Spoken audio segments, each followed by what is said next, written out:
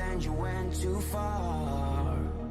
When your ship has sailed and all your dreams are lost, everything is wrong, you feel like it's your fault. Just remember, I will be there for you, baby. Remember, there's nothing out there to get you, don't forget it.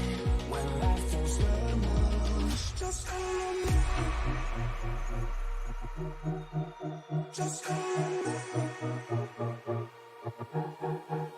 Just call me.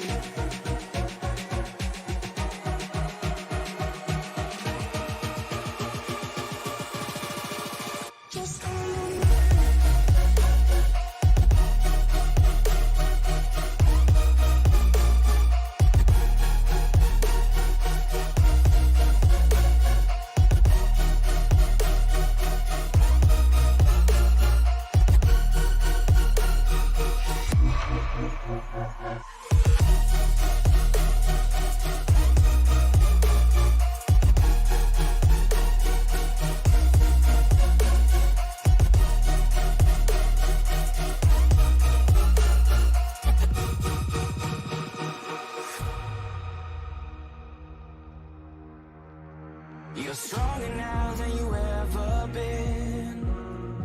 You gotta leave now, it's time to catch the wind. You will climb up high and look through the clouds, and when you're feeling low, I know you'll bounce back. Oh, and just remember, I will be there for you, baby. Remember, there's nothing out there to get you, don't forget it. When life throws lemons, just call me. Just call me. Just call me.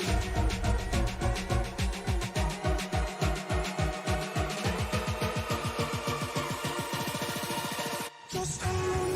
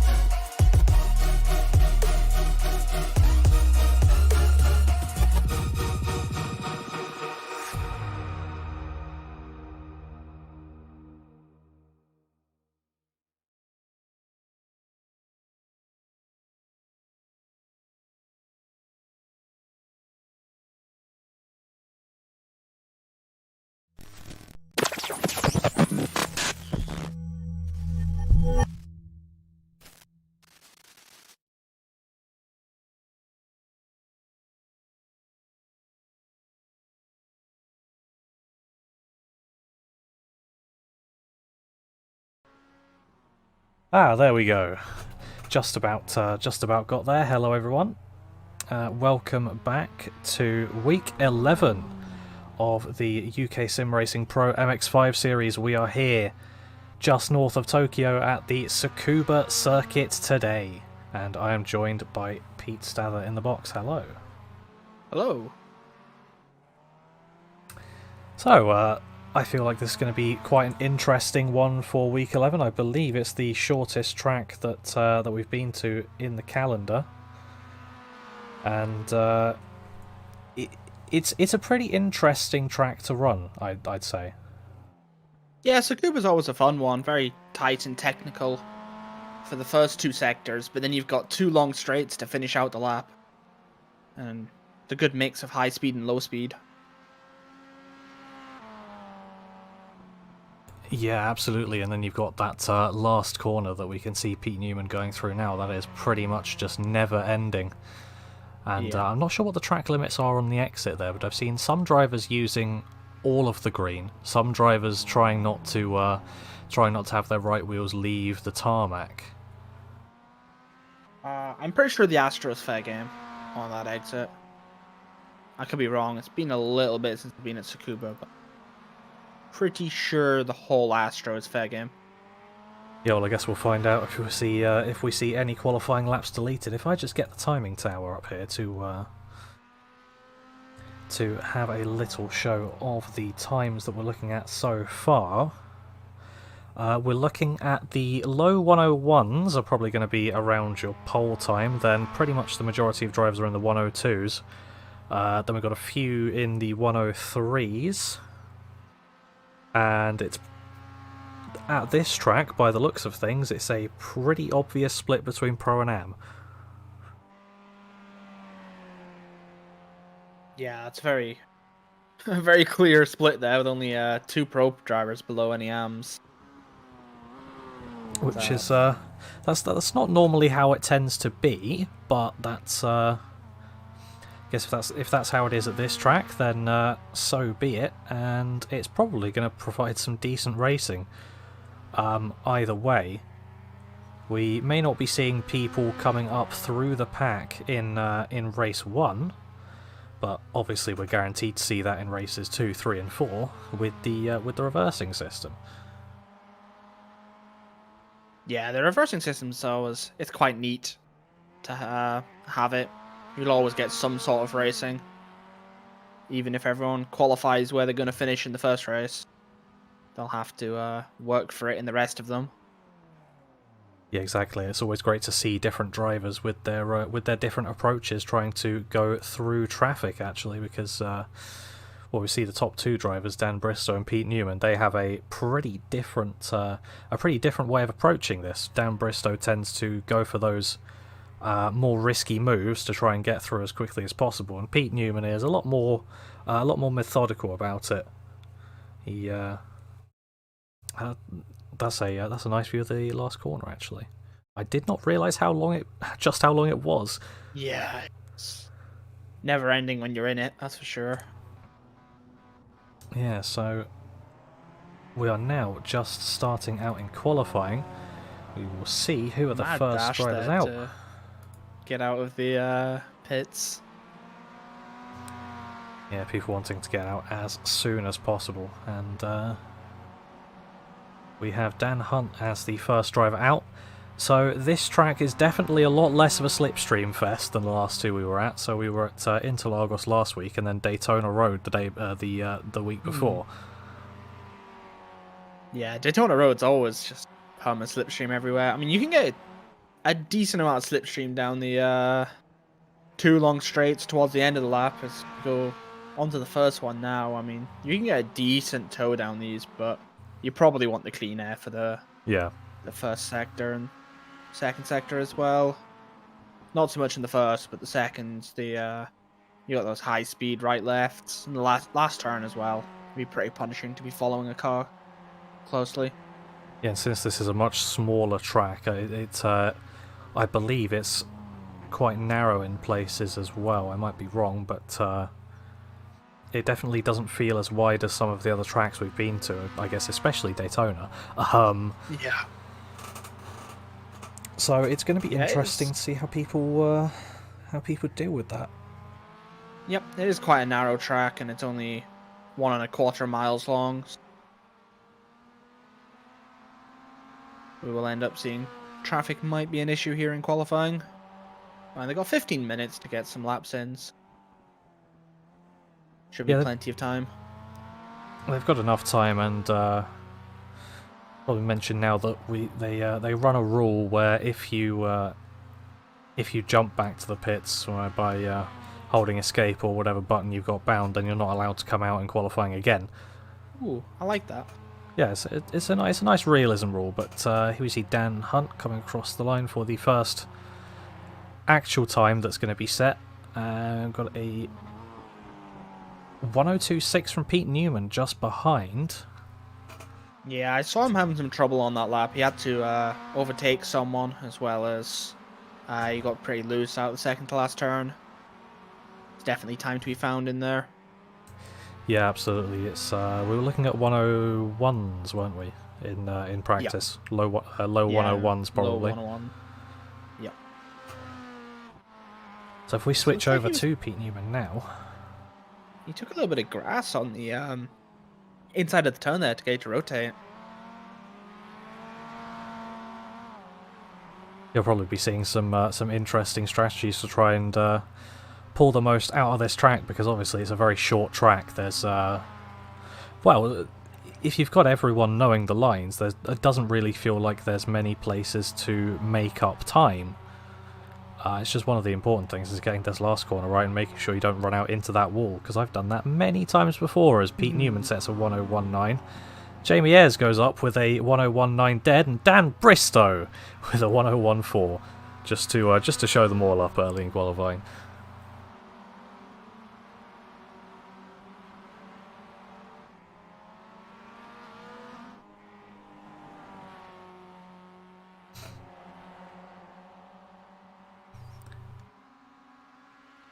So, who do we have yet to set a lap? We've got Andy Littler coming around the final corner.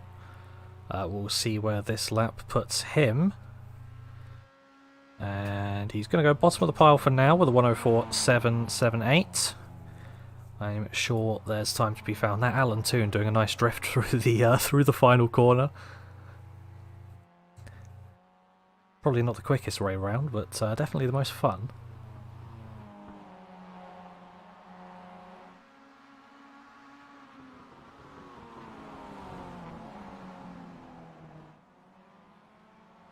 Pete Newman there managing to snag second place with a 1015, and down Bristow just improving. Peter Van Gool is now up there with a 1016. So he's up into third.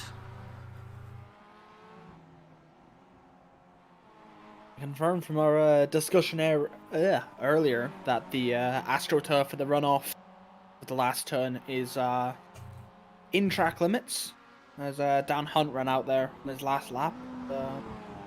The lap was still valid. Oh, very good. So, as long as you got two wheels on that AstroTurf, or centre of car on that AstroTurf, then it is still a valid lap. Yeah, let's see if Alan Toon can keep it from drifting as he comes round the final corner. Does so nicely. It doesn't look like it was a valid lap, so it probably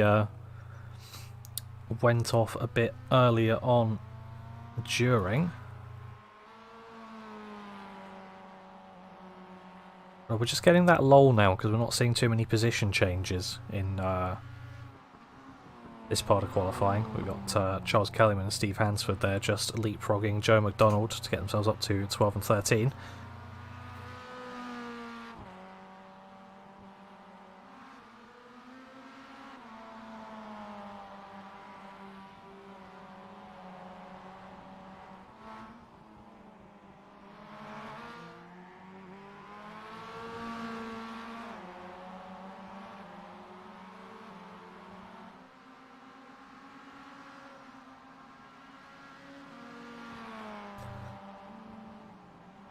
Just following on with Jamie Ayres here, as is has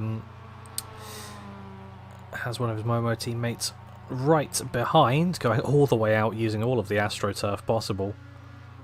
I think that one might be in a little bit too far. Yep, didn't see the time come up, so it does look like that one was a bit too far. Pete Newman improved up to a 1014, but still not able to get up to the 101.34 that Dan Bristow has set. That lap from Jamie was invalidated by going that wide. Yeah. I was going to say we're not even at the halfway point yet, so everything can still change. Yeah, as it looks like we've got some drivers coming in to do a second run at qualifying here, put some new tyres on, refuel and go back out.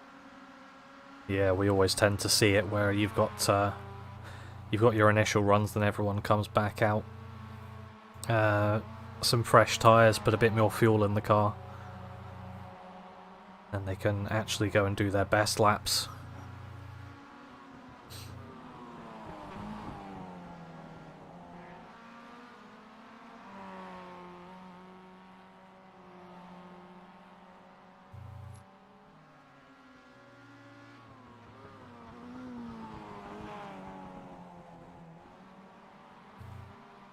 We see here still no one really improving.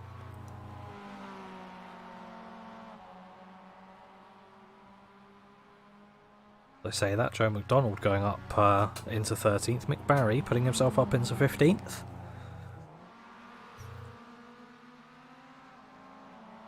See, Andy Maxwell right now with a pretty good AM time. Puts him 4/10 ahead of any other AM driver. Yeah, I mean, obviously the classes are there to give a bit of competition to those who might be a bit lower down, but some of these AM drivers can definitely put up with the pro drivers on a good day. And Andy Maxwell just showing it there because he's got a good time in the board. He's got a 1:02.1 currently.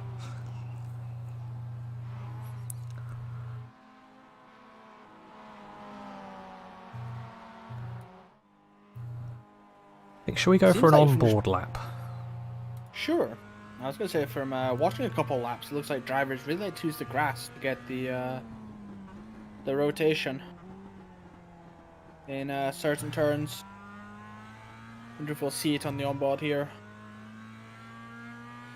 Yeah, I was doing my research before this broadcast, and it looks like there's no actual corner names.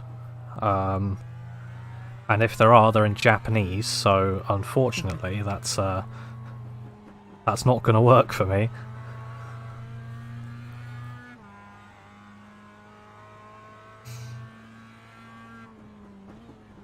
It doesn't look like Roy Vivek are choosing to use any grass. Yeah, he's been staying pretty far from it.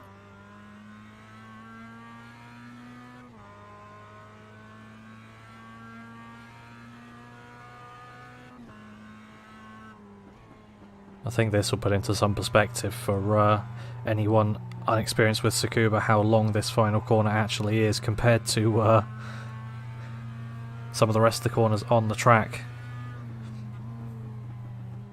And that was a lap around the Suzuka circuit, albeit not the quickest one that we've seen today, but that was still a clean lap around. Ooh, that's not where you want to be. Keep it out the wall. Just about avoids it. That'll probably ruin the lap he was on, and probably the next lap as well. The tires will be dirty and probably a little bit overheated as well. Yeah, can't imagine he'll need to come into the pits, but that's definitely not going to be ideal for his next laps.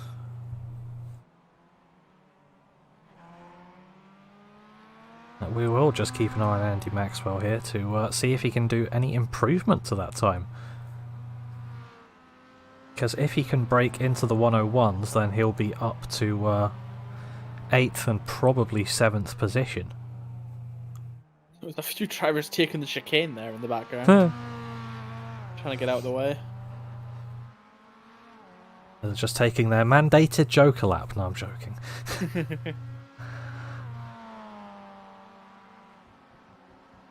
It looks like Dan Hunt's improved up to a 1:01.8. So he's up to 5th place now. Let's see what this is for Andy Maxwell. Doesn't look like it's any improvement from qualifying timings, and no, it is not.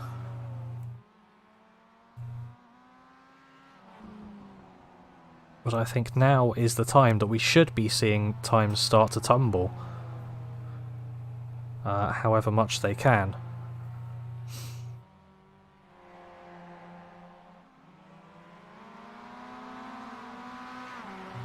Because obviously we're now getting towards crunch time. There's only just about 2.5 minutes to go here before the checkered flag waves for the qualifying session for race 1. Yeah, it looks like the track's rubbering in a little bit as well. We're getting a little bit faster here.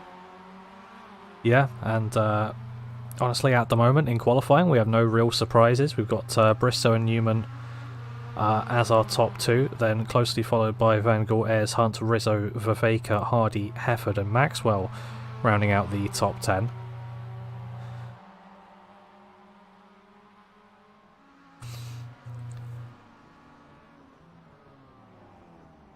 And it looks like Steve Hefford has decided that's enough for his qualifying session. Dan Bristow also isn't out on track, so I assume he's happy with his 1013.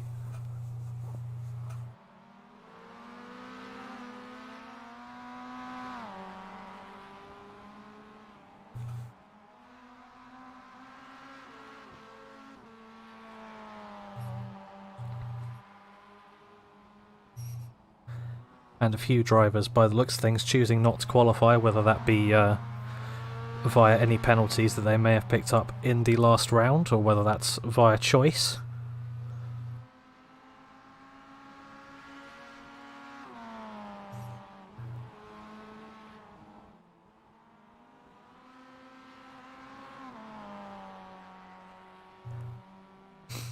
Newman But completing a lap, and I think he'll be able to get 2 more in just. It'll be touch and go, but if it's a reasonable lap, then you'll have another one in after as well. To be honest, it doesn't Really look like the grasping track's it. getting any quicker to me. No, it doesn't. Because we He's don't... decided that's enough. Yeah, we haven't had any times, and yeah, as you said, the well, Pete Newman has now decided that he's had enough of his qualifying. So only a handful of drivers still out there. Dan Hunt is just coming across the line now. We'll see if he's going to have another lap, or whether he's going to be happy with his session. We've got Charles Kellyman coming across next. Now only 3 drivers out on the track for qualifying. Kellyman is just starting a lap. Next across will be the 32 car of Ralph Cullinan as the checkered flag waves. Never mind, Cullinan will not be completing his lap as he just stops on track, so all eyes on Dan Hunt, who is also stopping the car. And that brings an end to qualifying. Yeah, absolutely. We just have to wait for the session to officially end before I can bring you the confirmation of results.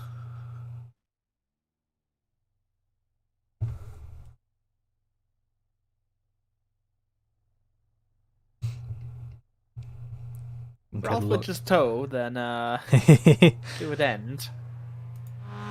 going to give us a good look at that that result car. Gonna get to see the pit entry as well here. Yep. So it's on the inside of the last turn, and it can be like this is a very high-speed pit in. Very narrow, and it can be easy just to dip a wheel onto the grass on the outside and just get pulled out of the pit entry. If you do that, you can no longer pit. You'll get a unsafe pit in, black flag. And there's also a staircase which leads to nothing. I've seen a clip of somebody touching that and getting a meatball before. Hopefully we don't see that. Which one? Sorry, I think you might cut out a little bit. The staircase that's just in the pit lane right there. I can meatball you if you touch it the wrong way. Well, that is unideal at best, but now we are able to show the starting grid. So we have Dan Bristow on pole with Pete Newman beside him. Starting on row 2 is Peter Van Goor and Jamie Ayres. Dan Hunt is going to be starting in 5th place with Cesare Rizzo in 6th. Roy Viveka is in 7th place with Carl Hardy in 8th. Steve Hefford in 9th, and our top placing AM driver Andy Maxwell is in 10th position. Then starting in 11th is Martin Sampson with Charles Kellyman 12th, Joe McDonald in 13th, and Steve Hansford 14th, then Mick Barry, Ralph Cullinan, Scott Malcolm, Alan Toon, Roger Morton and Andy Littler rounding out the drivers who qualified. Carl Jacquelet starting in 21st position, Craig Jones in 22nd, and Darrell Wright starting from 23rd. I believe this is one of the largest grids I've seen for this series so far. It's normally about 21 cars, if I remember correctly.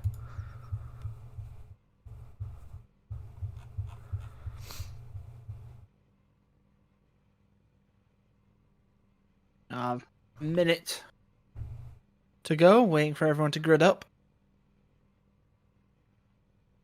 And we should get the lights. Looks like everyone has gridded up now. Flag is out. And there we go. Looks like a pretty decent start for most involved.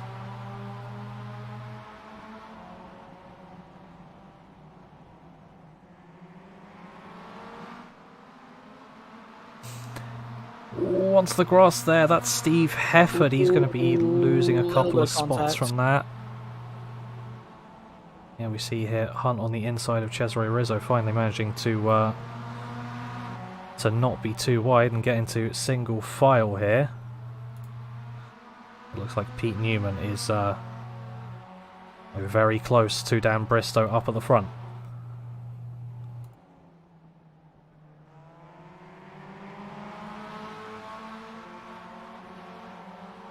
Be interesting to see where our overtaking opportunities are here, because there's nowhere that you can really get too much speed up in these Mazdas. Turn 1 is a good bet. Get a better run off its last turn.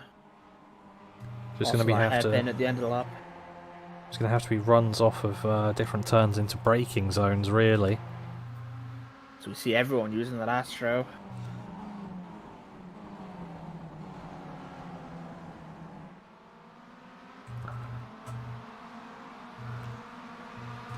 It looks like we've got some interesting things at the back. Joe McDonald either trying to overtake Charles Kellyman or just being shuffled behind him. I think that was... I think he's just still trying to get past, but no way through for now.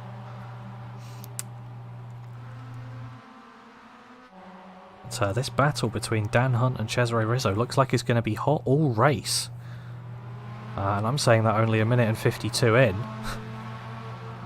But they are still very, very close to each other as we're coming now towards the end of the second lap.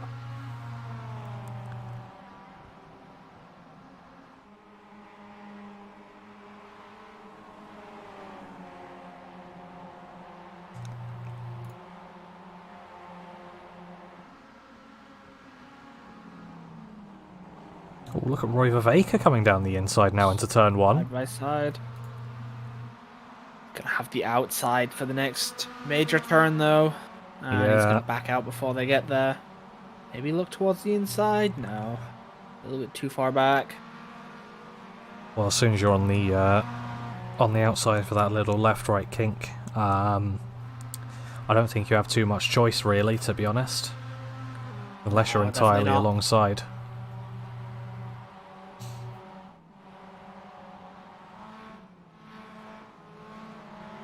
So we see Andy Maxwell here just in front of Martin Sampson, holding out well in 10th position. No one really changing too many positions here. The top 13 is all as they were. And then you get to Carl Giacoletto, who's made up 7 places already, so he's looking like he's going to be moving forward in this race. We'll see by the end how far he can get. It looks like this battle is going to be ever hotting up as well. Ooh, as Kyle goes deep. Yep, Steve Hefford just managing to send one up the inside on Carl Hardy there. Kyle might have a little bit of a run, but he backs out. Yeah, Kyle went very deep into T1 there and just kind of left the door wide open. Carl. Was I saying Kyle? Sorry, Carl. Yes. Close enough. Is not correct, but apologies.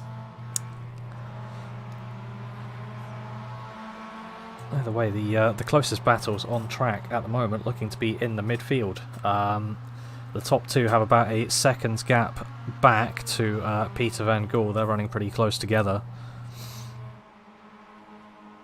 And then you've pretty much got just a massive train behind them.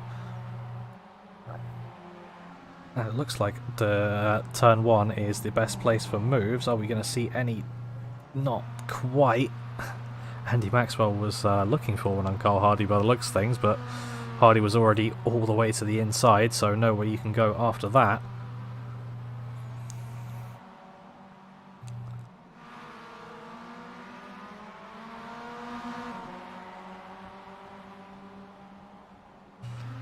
Joe McDonald here, just sandwiched between 2 optical green cars.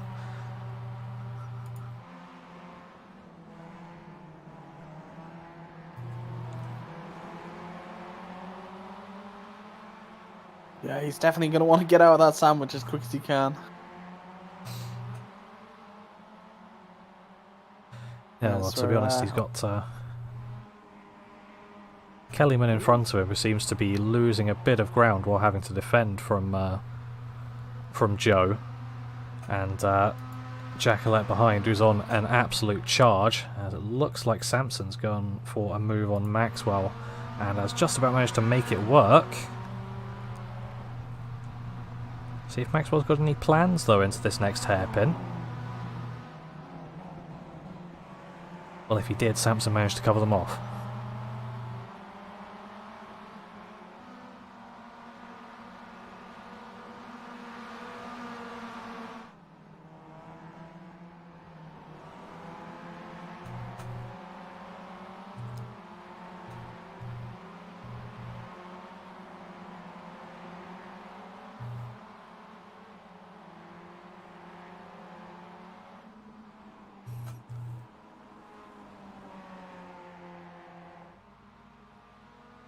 Now it looks like a bit of a status quo up front,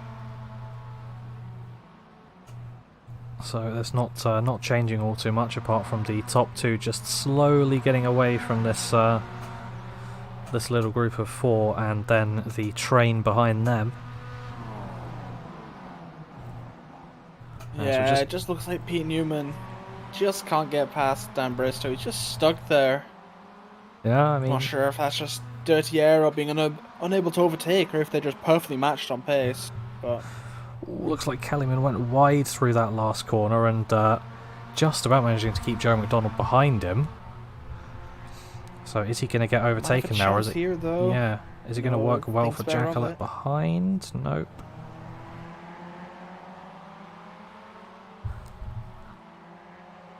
Just going to say, for the leader situation, you don't necessarily have to overtake now, because we're only just coming up onto halfway through the race.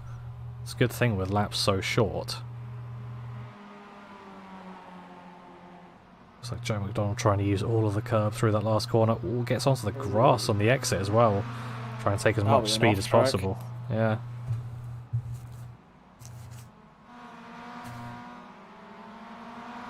So he's trying to find any way past, but doesn't look like he can get past. Charles Kellyman putting up a very valiant defence.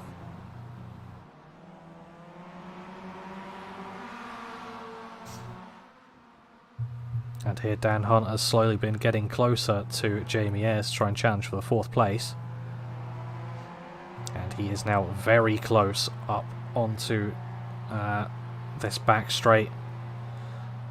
And the run down to the final turn, he goes to the right, fits right back in. So he's taking a slightly different line to try and get a better run out and maybe make something work into T1, but it doesn't look like he's going to be catching enough. So no move able to be made there. But this doesn't seem like a very overtakey track. Ooh! They're both getting out onto the grass there, and Dan Hunt just got it a bit... well, got it a lot more wrong than Jamie Ayres did. It looks like he was following his line through. Ayres managing to control it, and Hunt just going straight into that outside wall. Yeah, he just picked up the throttle a little bit too early. Yeah, very aggressive on the throttle, and just ran out wide, and he didn't want to get out of it, and just overcorrects it, and around it goes. Yeah, just as I was saying, there's not much... again, but... yeah. As I was saying, there's not much overtaking on this track. Then we've got action behind with the injured Dan Hunt and Mick Barry. Yeah, we can see that straight line difference, though. He's down a good 5-6 miles per hour going into the last turn. Yep, and that is not a very long straight for these cars, so... you see just how much damage was done to the front of that Mazda.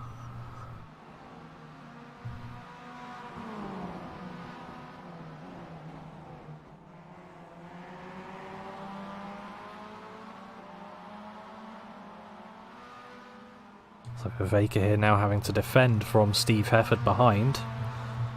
They're in the battle for 6th position here, as we've got about 5 minutes to go in this race. Haven't quite yet figured out what the clues to an overtake are, because obviously you have to be very close to the car in front of you when the next corner comes up to even try anything. It looks like they're going to go too wide through the last corner. It's not quite going to be.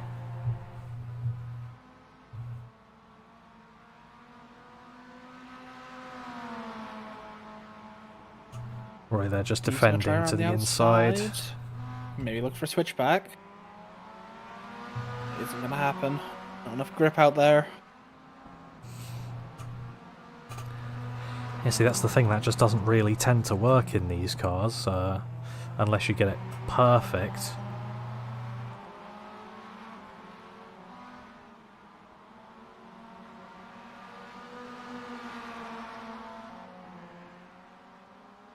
But, ooh, looked like there might have been an overlap there for a second. He's looking at it. He wants to try. Yeah, he's a lot closer this time. He might even be alongside before we get to the final corner if he decides to go for it here. They are now definitely alongside, and that inside line is, you can just see how much better that is. Yeah, Roy went out very wide. I think he got a little deep, and yeah, he just put left rear on the grass on the way in. Yeah. So it cost him most of his time there, but Carl Hardy behind him just wasn't close enough to really capitalize on the battle and the mistake.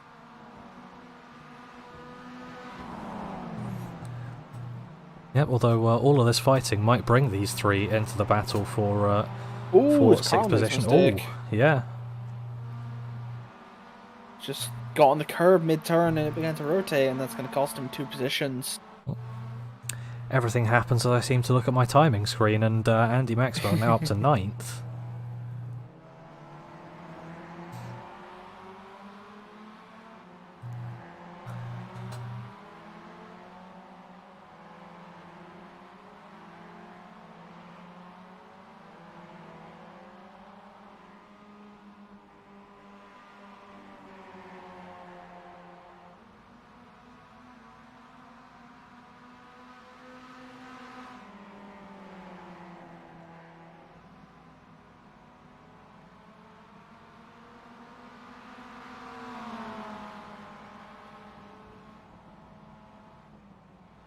Yeah.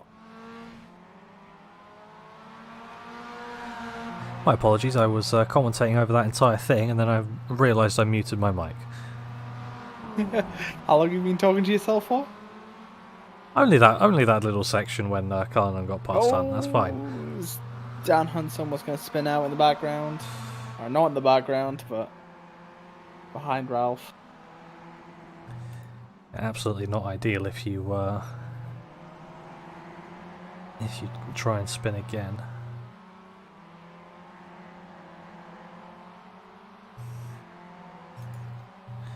And we'll see now Jackala is getting a lot closer to Joe McDonald as he go for it into the final turn. They're not quite side by side.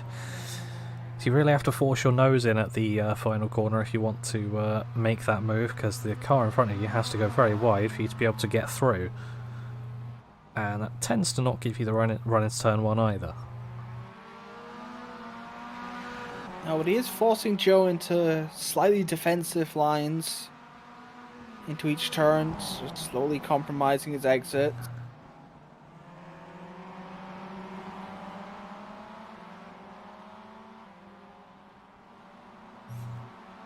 Yeah, well, we'll see whether this slow breakdown method works for him. But up at the front, you can see the camera panning there to show where the leaders are in comparison to everyone else. They've got a 6-second gap behind now. They're going to be coming across with the white flag shown to them. So this will be the final lap of racing, and currently this is the closest battle on track. Has Pete Newman left it to the last lap and been keeping something in his pocket, or is he just not going to be able to get past Dan Bristow? We're going to be finding out in the next 40 or so seconds as they come through the mid part of the lap.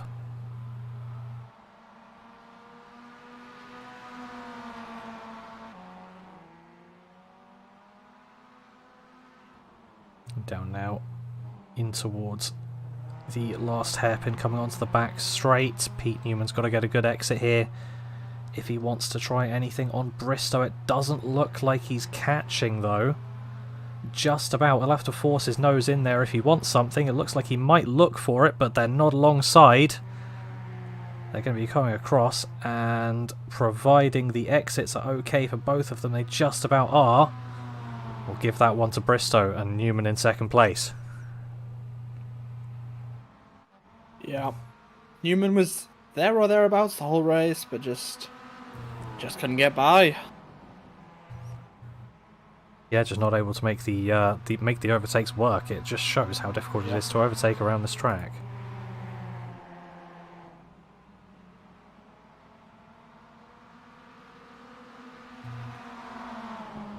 There, Dan Hunt managing to effectively salvage a 17th position out of all of that.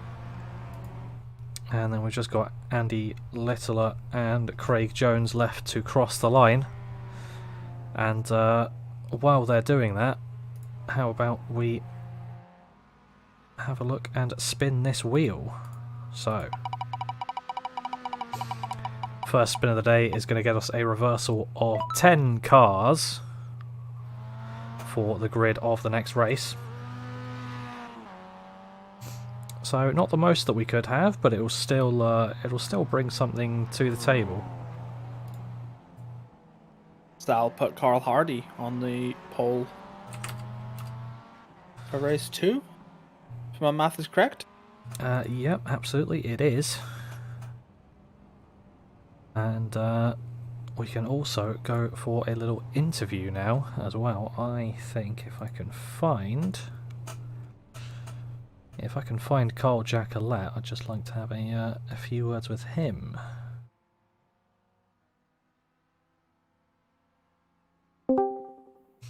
Hello, Carl. You all right for a quick interview? Yes, certainly. Right, so you started near the back after not qualifying, but you managed to make up 8 spots in the end. How difficult is overtaking here? Oh, overtaking is a nightmare on this track. I attacked like hell on the first lap with cold tyres, and that really paid off. Made loads of places on that first lap. Yeah, we noticed just after it that you'd made up something like 7 positions after 2 laps, so we thought you'd be going on a bit of a charge, but it turned out overtaking was a lot more difficult than we anticipated. So are you going to go for the same approach in race 2? You will be starting from 13th, as the reversal will be a 10-car reversal. I wish. Unfortunately, I've got a pit lane start for race 2. So never mind then. The theory being that pit lane start on this track isn't the worst place to do it, and hopefully I'll make some passes with people having offs at the beginning. We'll see how well it does.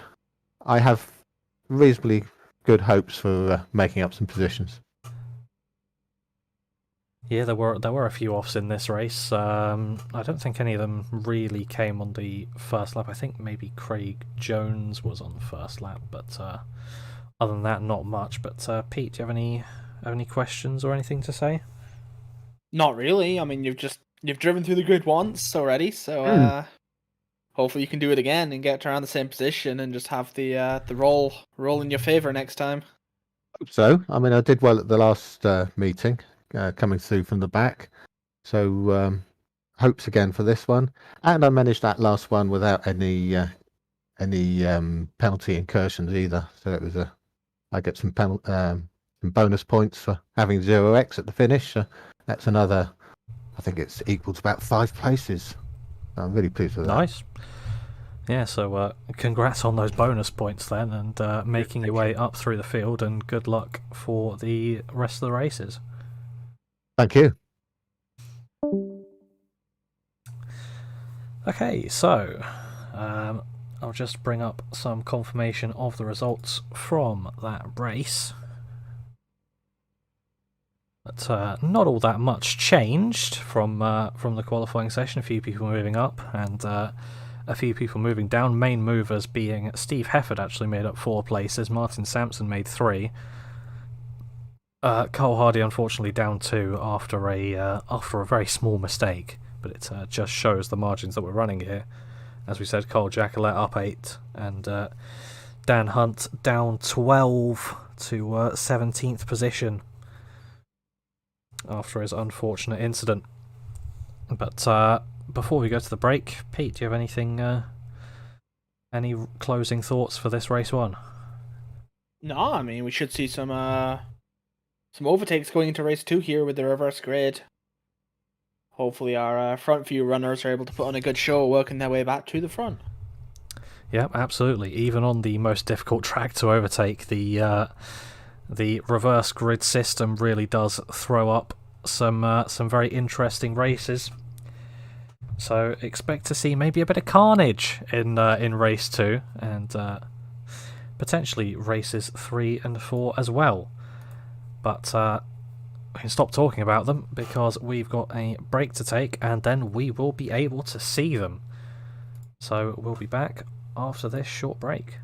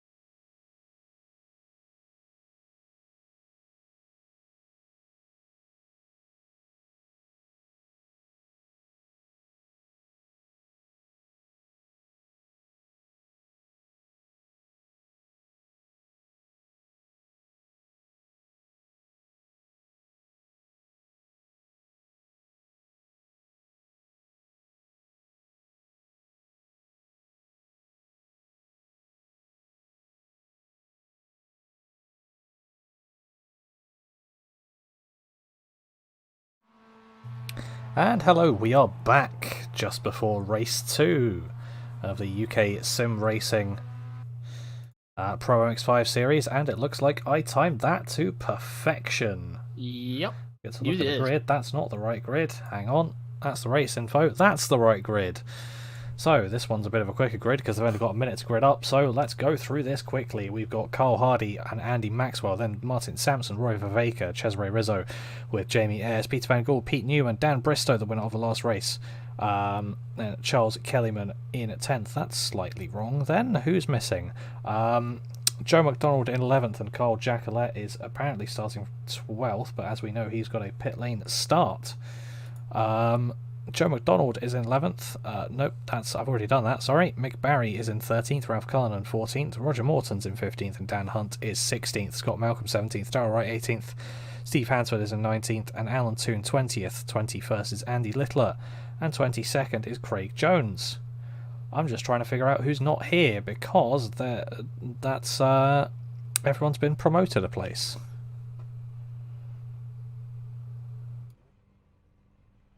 I'm not sure, but the engines are revving.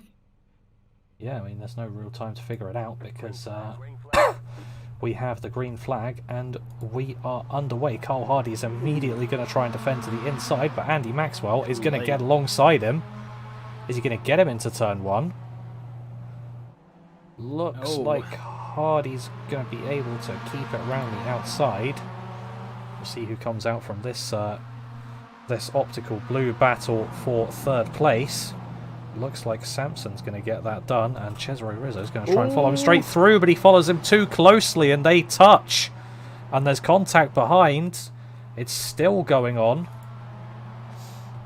There's an absolute gaggle of cars here. 3 wide is not going to work. Dan Bristow's made contact with Peter Van Gool, and that has not gone well at all. Carl Hardy's in a wall.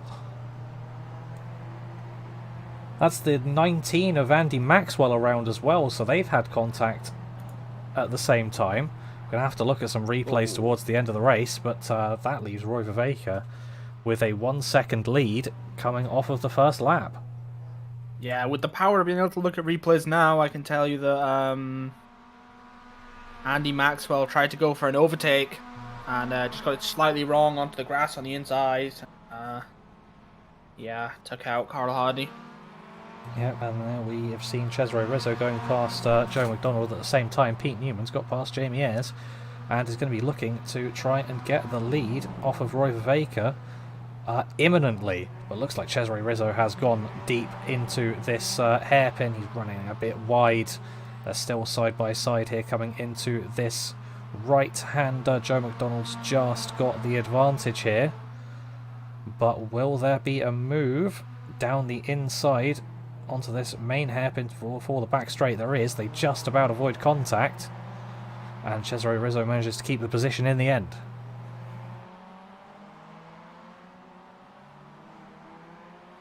So you see what I mean now about slightly more chaos in race 2? A lot more chaos.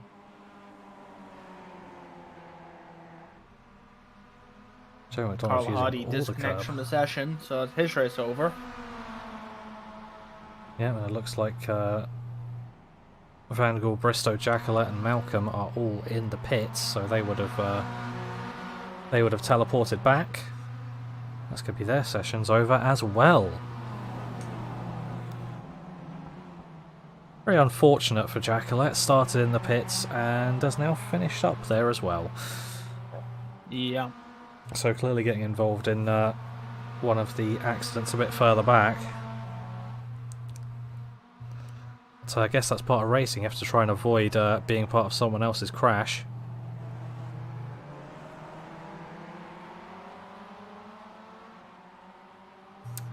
But here we see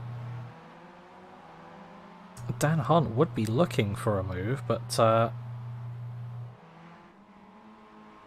never mind. That was the other way round. I thought it was Dan Hunt looking for a move, but it was actually Mick Barry looking for a move with Dan Hunt to his right. I was going to say very smart driving there from Dan Hunt. Make sure he's the one getting the position, not the guy ahead of you.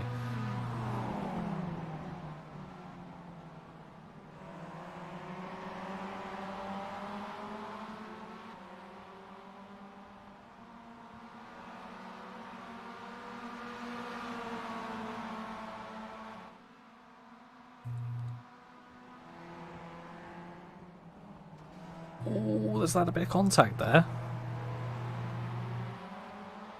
I think that was a bit of front to rear contact. For reasons. Yeah.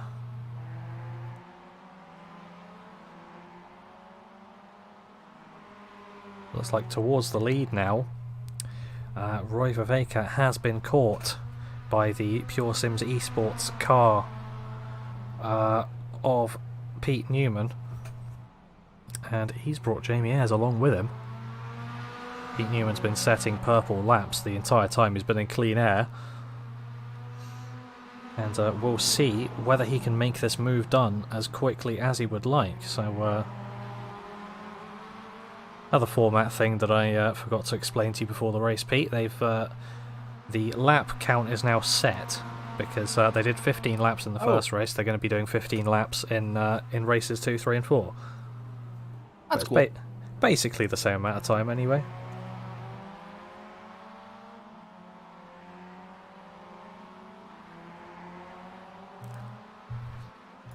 Looks like it would be good to watch the leaders, but it looks like Dan Hunt is getting very close to the back of Ralph Cullinan, and he might be very close to the side of Ralph Cullinan now as we go into the final corner. Yep, and that move is done. We've seen that before, and I'm sure we'll see it again, but if you're on the inside that final corner, then you are pretty much guaranteed to make that move.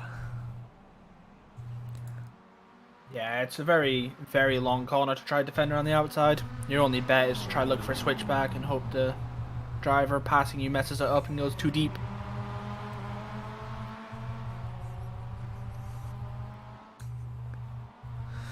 Yep, so Pete Newman not yet found a way past Roy Viveka,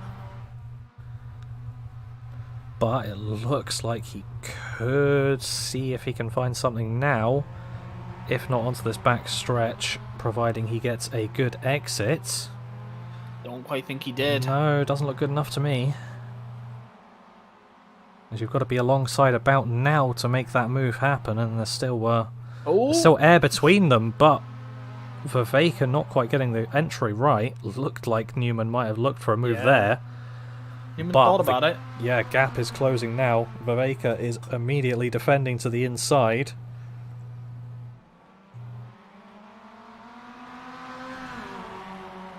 And this is letting Jamie Ayres catch up a bit. Won't be long before he's thinking about making a pass here as well. Yeah, this has suddenly become a three-way fight. Speaking of three-way fights, we've got a proper battle up into turn 1. We've got Charles Kellyman and Martin Sampson there just trying to make their way past Andy Littler. Looked very close for a few seconds there.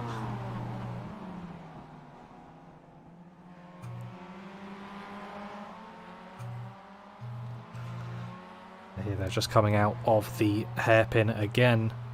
Is Newman going to be close enough? He's going to be closer. We'll see whether he can get alongside. He's going to send it down there. Viveka's just trying to hold it round the outside. Looks like he might actually nearly make it work. Yeah, he's going to have a better run off the turn, but Newman's got the inside line. Yep. And Ayres just wants to follow through now, but he's not going to be able to as Newman gets the job done on the exit. I say if Viveka was able to stick it round the outside for the second corner in a row, then he probably would have kept that. But unfortunately for him, that it wasn't to be. We see here Joe McDonald and Dan Hunt having a bit of a battle. Dan Hunt is the victor of that one for the time being.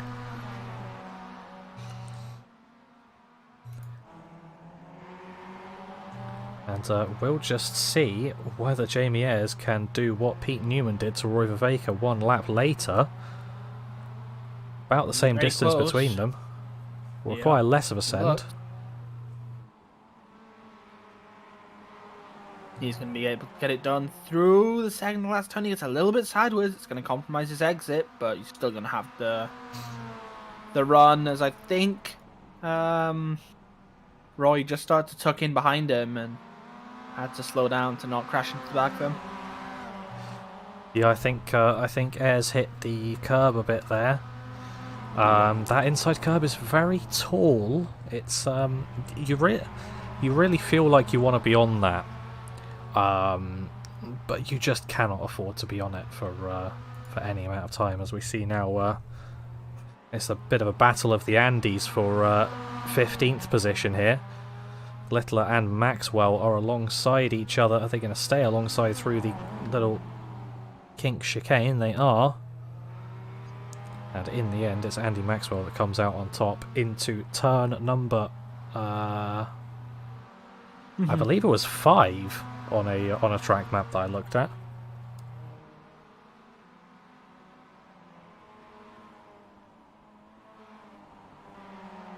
Yeah, I think 5's about right. Yeah, it is turn number 5. The iRacing map. Yeah. Because they actually split the first corner into 1 and 2. The iRacing map doesn't. It makes that one turn.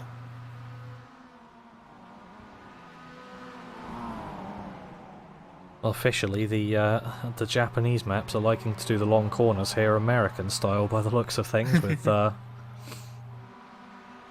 all of the 180-degree sweepers being classified as 2 corners.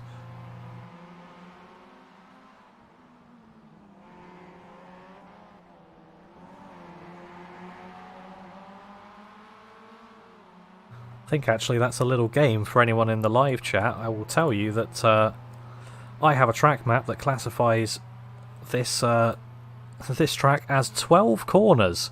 Find them. That's one thing I do like, is weirdly numbered tracks. Yeah, iRacing says 9. Yeah. Well, looks like Mick Barry's going to try and send one down the inside of turn 1. Not quite going to work, and might have been a bit close for comfort on the on one of the other work guard by result cars.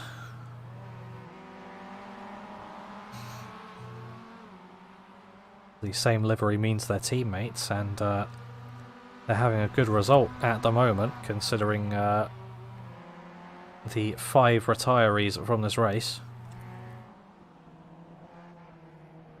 Yeah, they would be first and second in the Anfield. 7th, 8th overall. I just noticed, while the iRacing UI has the track map with 8 turns, in-game, if I click on the info button, it says 12. So, maybe a little bit of confusion. We do love iRacing and its inconsistencies, but Yep. one thing that isn't an inconsistency is Pete Newman at the front. He's made a bit of a gap now to Jamie Ayres in 2nd place. But we've got this pack of 3 cars of Aveka and Rizzo really wanting that 2nd place.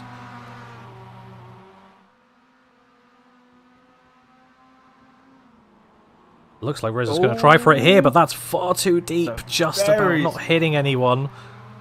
Very big sand. Lucky to not hit anyone. He's going to have an overlap on Roy going into the last turn. He's going to be on the outside, though, and might look for a not switchback. gonna work. Yeah, it looks looks like like he tire exit. You might get The one, inside actually. line going to turn 1. Keep an overlap. Going to be able to. Good exit. Oh, he's able to fight back on the exit, though. Yeah, see if he can stick it around the outside here. Maybe another switchback. Are they going to be battling for the entire lap? Turn. Back out. Oh, he's going to give him a little bump. It's a nice little shot. Going to be Sen City into this hairpin again. Not quite, but he's going to try and get the run out The exit. once again onto this back straight. He might get there, you know. Maybe not. No. Think better of it.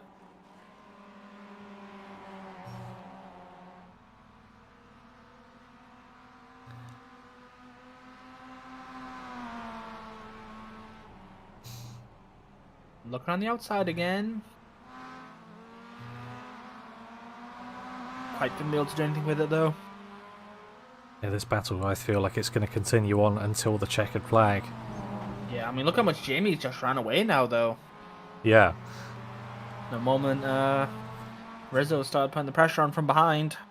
Yeah, I think at this point Jamie's he's settled for a maximum of third. Yeah. He really wants it, and he's going to be alongside here on the outside coming into this hairpin. See whether he can do anything with it. It's probably going to be a bit of a switchback. Is he too close to make anything Good of exit it? there, I think. Yeah, seems like it. Roy's tending towards the inside. Yeah.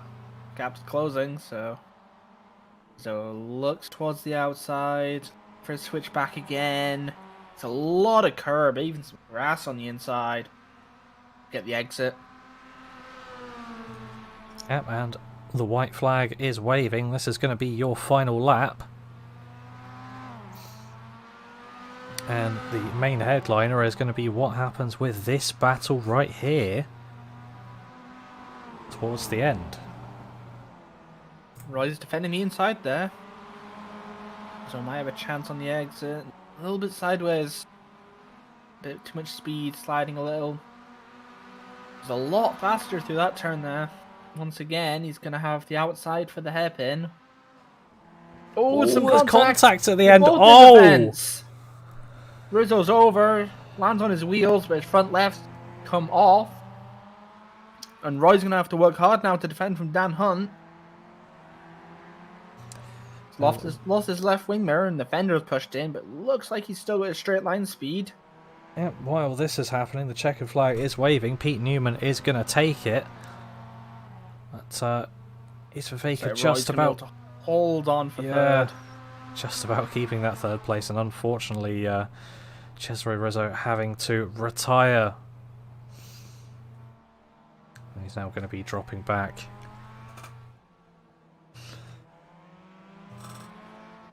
But overall we saw some good racing there, but just unfortunate at the end. And once again, as we're waiting for the last cars to come across the line, let's have a spin of the wheel. It's not 10, I just forgot to refresh it from the first time. Fired. Let's see if it stops being laggy, what are we going to get from it? 9. And we get 9 this time. But Steve Hansen on the pole. Hans Ford, sorry. Help if I could read names. Let's put that in the chat so they know how to make the session for next time around. And who do you think we should interview, Pete? There's some real choices here. I think we'd get something interesting from Roy there about that race. So that a lot of defending going on. Yes, I will. I was thinking the same thing up until the accident, but I guess we can grab him again. Not again, but you know what I mean. Hello, Roy. You alright for a quick interview? Yep. Well, there was some valiant defence for the greater part of the race, but obviously it's maybe slightly overshadowed by that accident at the end. What happened there? We didn't quite. Well, just having a look at it, and it just seemed a bit of netcode. We were racing close together for about 3-4 laps at that point. So at some point it has to go wrong, I think. It's no harm though. I don't know if Cesare finished at all, but... No, it looks like he had to tow. Oh, that's unfortunate, but it was a really great battle with him. I enjoyed that. Yeah, absolutely. It was a great battle all round, and it just shows how much you can defend around this track, because we saw in the last race how difficult overtaking was. I mean, you can get it done, but is it easier to defend, or? Yeah, because there is a bit of draft, but the straights are just too short to really take advantage of it. And you saw even the Pete Newman, he was clearly faster than all of us. He took him 5 laps, and a little mistake by me before he could get past. So yeah, it's a driver's track, and it's well, if you've got a decent pace, you can hold off much faster guys for quite a while. So I like it. Yeah, it's definitely a fun track to watch, especially with some of the chaos that we saw on lap 1. I think most of that was behind you, but Yes, I just saw an incident between, I think it was Cesare also and my teammate Martin, and I think it was just mayhem behind them. It was quite hot also, the track, so it's really slippery first couple of laps. So yeah, it takes a lot to we'll adjust, but be it was a looking fun race. We'll be looking at some replays of that, and I can tell you that you'll be starting from 7th position for the next race, because we've got a reversal of 9 for the grid. So what are you thinking going into that? Well, the aim is always a podium, so I'm gonna aim for P3. Yeah, high aims, hopefully high results. Good luck for the last 2 races. Thank you. Bye. Yep, there we go. So that was Roy Viveka, and I will have a quick look to see if I can find some of the incidents that we had at the start. Let's see how far I need to scroll back up to find these.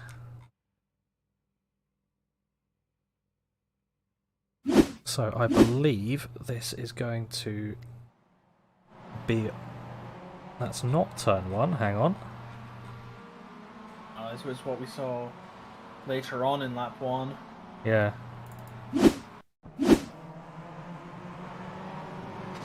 Oh, this is still not Yes, turn then. 1. Right, this is the main big act. Was there a turn 1? Checking my replay. I don't think so. I think this was the main big accident we had. Yeah, no, turn 1 was clean. Yes, then just following Dan Bristow, we had a bit of a cluster coming out of turn 5. It's just there you can see car 80. That's Martin Sampson just getting Gently pushed around by Rizzo. yeah, he got gently pushed by Cesare, and then that created some issues further up front. You can see Bristow slightly sideways on one of the Momo cars. Yeah, Peter Van Gogh Yeah.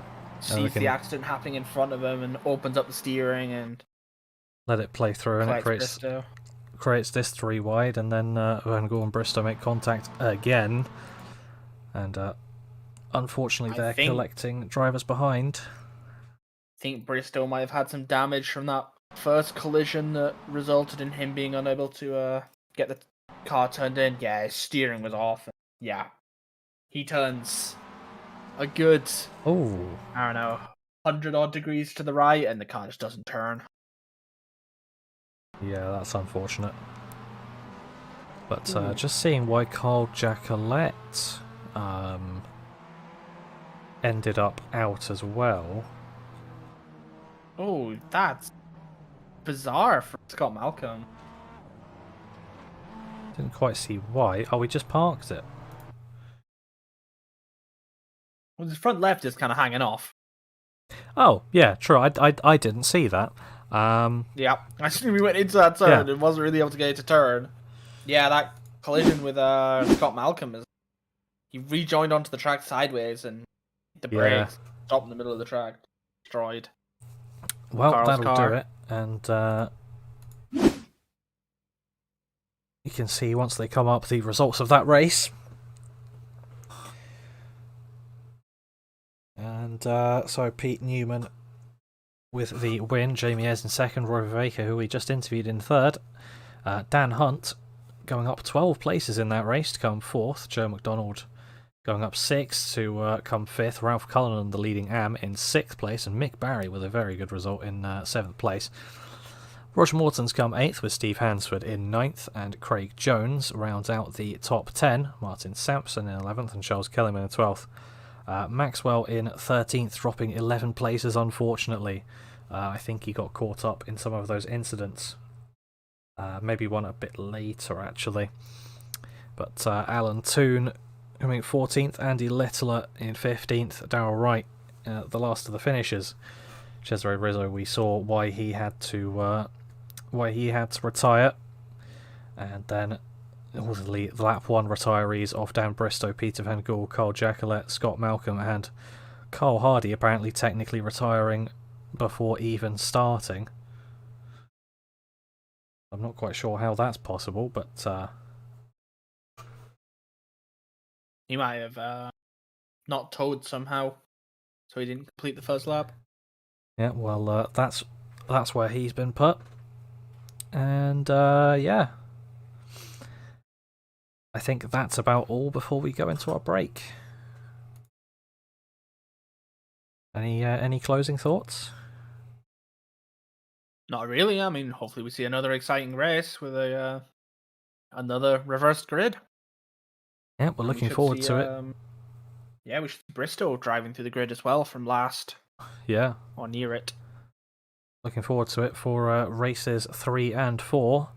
Just another short break. We'll be back and see you after this.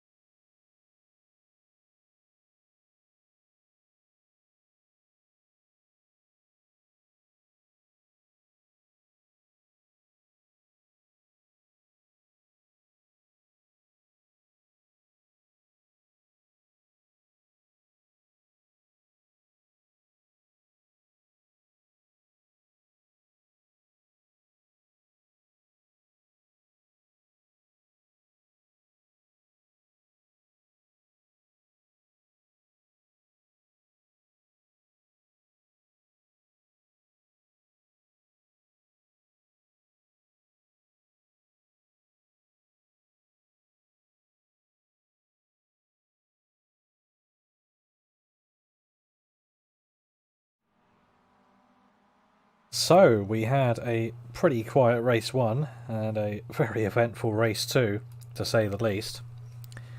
And now we wait to see how race 3 is going to be, as they're just finishing the warm-up. And those are 2 cars in the wall, but that doesn't matter now, because we're going into the race. And we can quickly get you the starting grid before they roll off. Looks like everyone is going to be pretty quick onto the grid, so I will just scroll through this. And you can see everyone there. We've got, I believe it's an all-AM front 4. Yes, it is. And then we've got some of our pro guys, 5th, 6th, 7th, 8th, 9th, with Pete Newman. With definitely a lot of an easier job than Dan Bristow. Because Bristow is starting in 18th position. The engines are revving. They are indeed. The race is underway. Lights are out. Very poor start from Steve Hansford. We'll start from Roger Morton. I think you'll... No, never mind. That's... I was completely wrong. Good start from Mick Barry in the end. Yep. I think Roger might have missed a shift or something. He lost a lot of speed. Yeah, and a good initial start from Dan Hunt as well, as in 4th place. Bit of a battle behind between Cullinan and Ayres. Ayres is on your outside. Oh, that's... Yep, Cullinan's off. Not sure where he's gone. There's a spinner in front of the field. That's Steve Hansford. Yeah, that was the leader, wasn't it? Losing it. Yep. Yes, he lost got a little bit wide from the lead, and that gives the lead then to Mick Barry.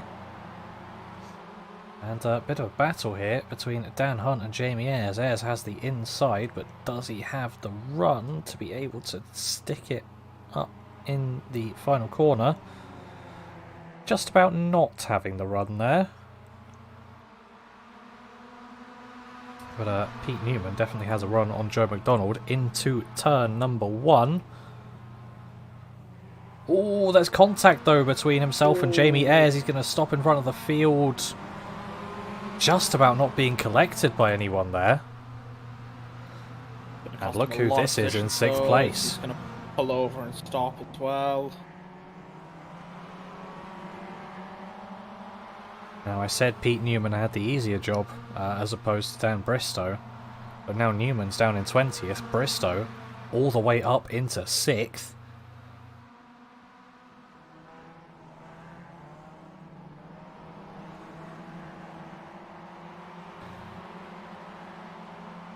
So I thought we had a bit of a battle for the lead, but it looks like Mick Barry just had a couple of internet blinks.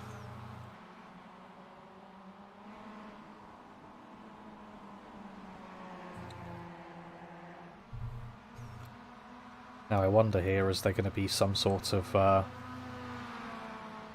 maybe Dan Hunt just took 2nd.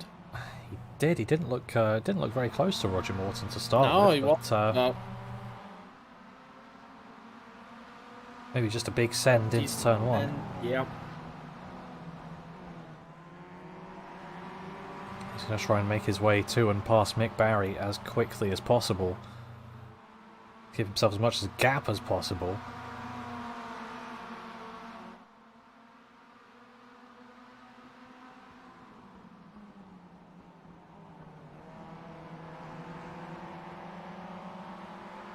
So it looks like Mick Barry holding out fairly strong here after inheriting the lead on lap 1.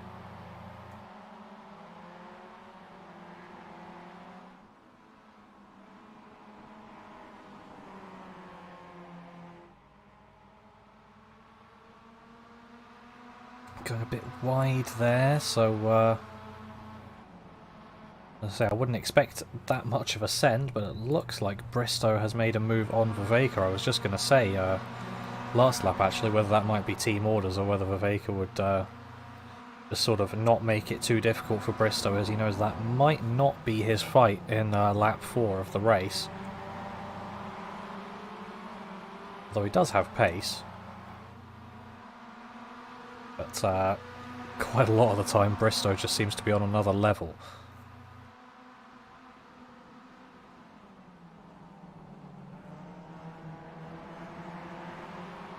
And here we go for the lead. Dan Hunt on the inside, just tucking in behind Barry.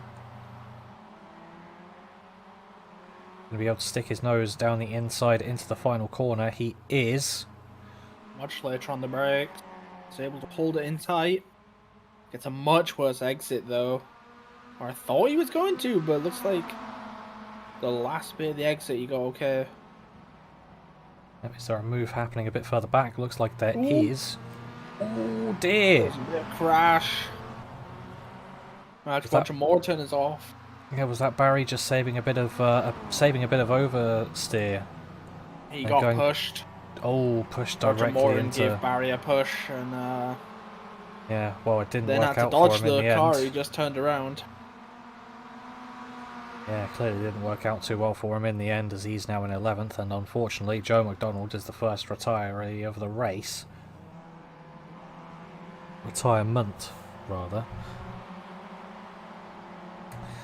And looks like here the battle between Cesare Rizzo and Roy Viveka continues, as Rizzo has risen 12 spaces to get up to there, and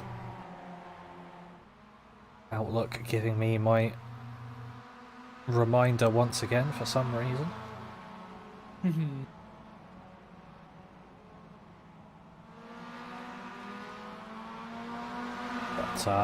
But looks like Rizzo might have a bit of an overlap on exit. Is he going to be able to make that work? He's given the space. The outside for this hairpin is not kind to you, though.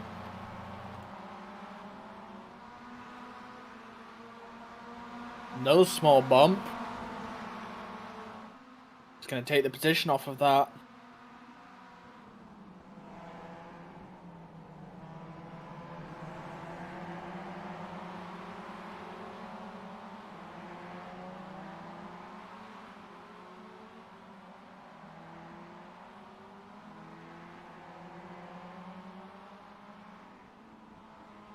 Yeah, and I don't think we've seen the last of these trains just yet, actually. Hold on to that, because there's a battle for the lead. Bristow's on the inside, Hunt's on the outside. Battle of the Dans once again. Not the first time in this season that I've said that. And I have a feeling I'll probably be saying it in the last race as well. But Bristow managing to get the better of Hunt there. And he'll probably be looking to just try and run away with it.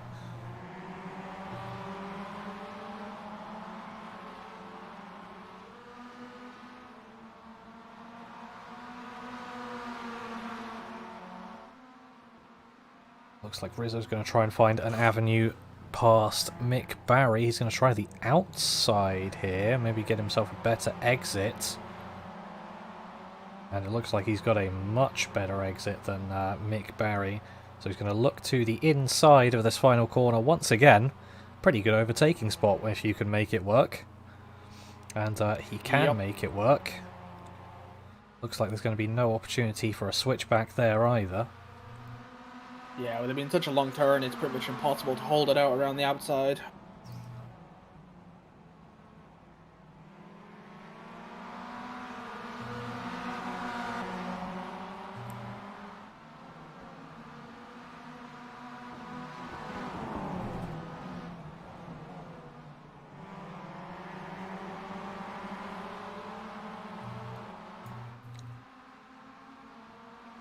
Looks like they're. I just saw it on the relatives. Andy Littler putting up a good defence against Peter Van Gool.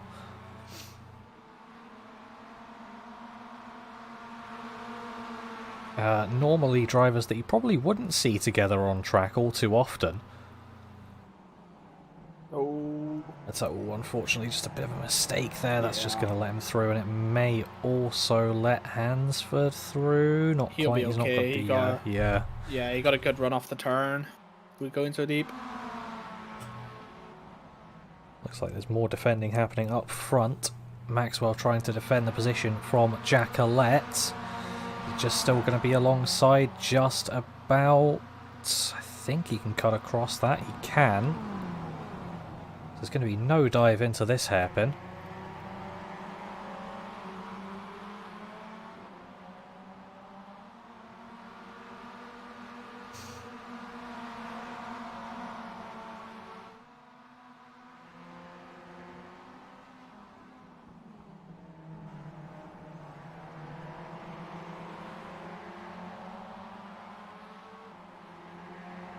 See whether there are any moves in this train. Looks like it could be Hardy on Jackalette.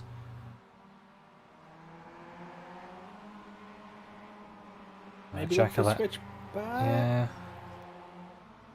I think Hardy's gonna have a bit of a better run, but again, it's like it looks like he's gonna have a better run throughout the mid-turn and he carries more speed, but when he just gets the exit, they lose all that speed.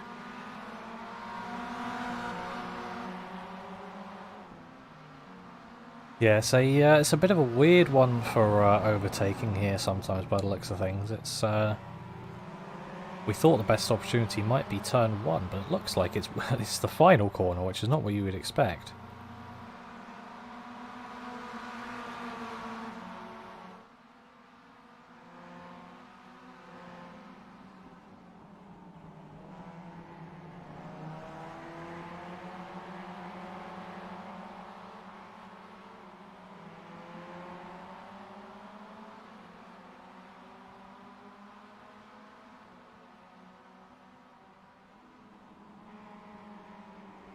But still we have this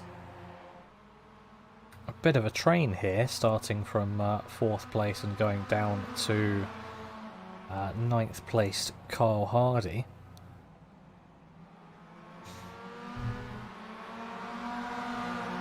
And this is showing that Mick Barry's doing a very good job at defending, because no one is getting past him.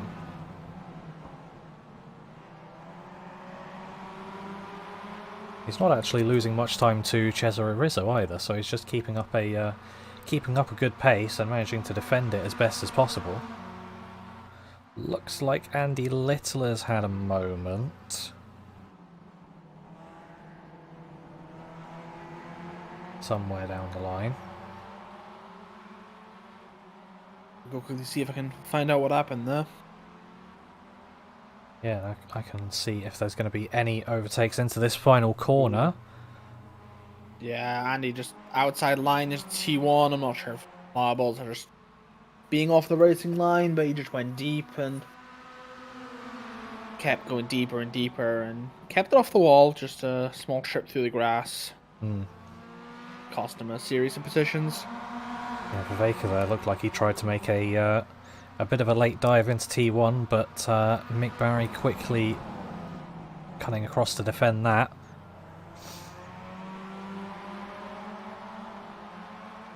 And I think at this point probably trying to fester some battles behind him. Because if you've got the drivers behind you battling, then you can sort of try and make a bit of a gap. I've done that one before. Yeah.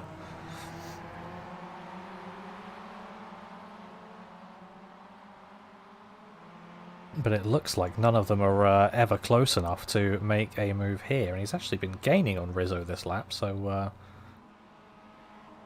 I don't know whether Cesare's pace has dropped or whether he's made a mistake this time round. We'll see what his lap is when he comes across. Yeah, I think Cesare made a bit of a mistake in the last lap.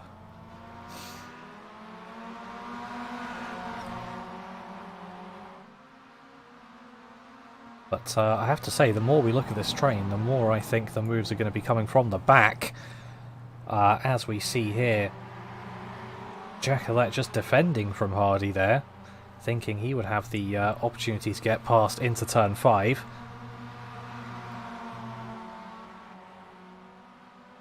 Nothing yet quite happening though.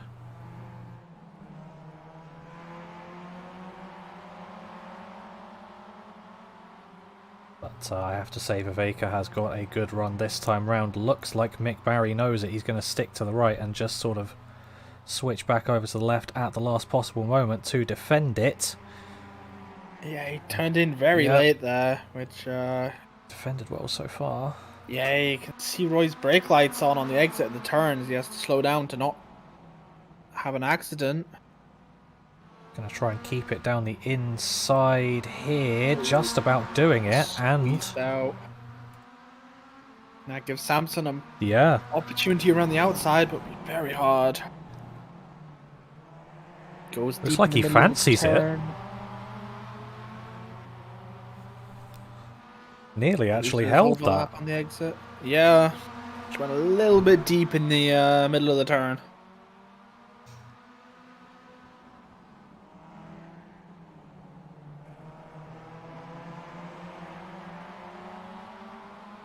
Yeah, it looks like a bit of deja vu here, but Viveka not even trying to go to the right this time around.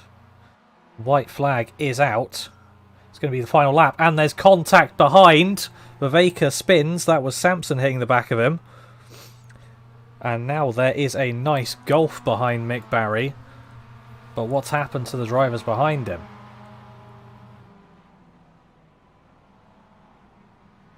Looks like Maxwell trying one up the inside of Samson. Look at the damage to the front bumper of that number 80 car. Roy Viveka now down in 10th. Looks like Jacolette's out. Or no, he's he in has a lot of... 16th. Yeah, his right front, left front's come off. He hit the spinning Roy Viveka very hard. Yeah, well, checkered flag has come out for Dan Bristow, and he's going to cross the line with a 3.7 second advantage to win. But we have a battle here for 6th place. Andy Maxwell is going to be on the inside. He's made it past Martin Sampson already. Yes, Sampson's front end damage is slowing him down considerably there in a straight line. Yep, I'm sure he's glad the race is over here, or he would have been losing a lot more positions to that. As oh, and he's going to hit his teammate after the race is over. And now there we're just having the drivers crossing the line. Looks like issues for Jamie Ayres as well. And we'll watch Carl Jacquelet limp it home. And while we do, let's have a spin of this wheel and see what we're going to get. Pete Newman's looking for a full right here. But well, he's got a 12. Yeah. Finished in 15th in the end. Yeah, it's a 12, not exactly what our... put Darrell White on the pole. Yeah, not exactly what our drivers down towards the bottom of the pack would have wanted, but it's what they're going to get either way.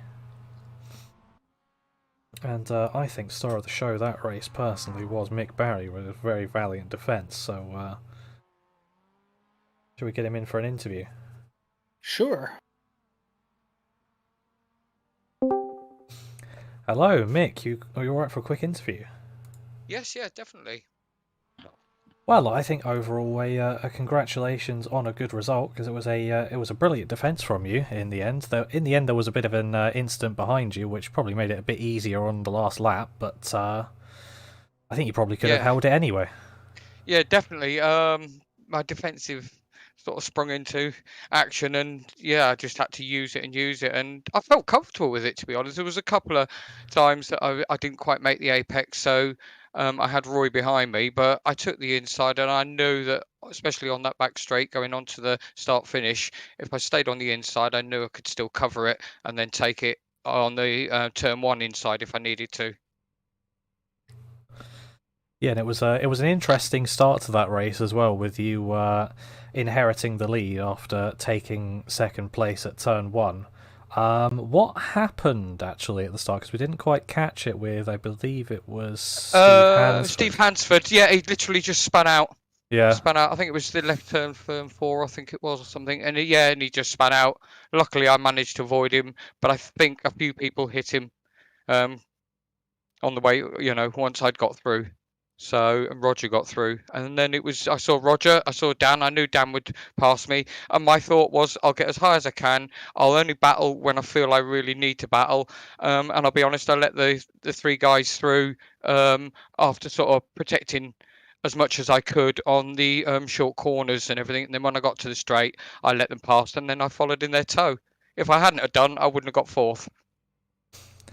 Yeah, well, it was a good strategy in the end because you did keep up with Cesare a little bit there as well towards the mid part of the race. So good pace overall, I think. Pete, do you have any questions?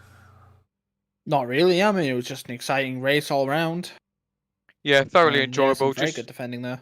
Yeah, it's very difficult to pass. Very difficult to pass. Yeah. So, but thoroughly enjoyable race. Thoroughly enjoyed it. Well, you're gonna have some overtaking to do in the next race, as you're gonna be starting 9th.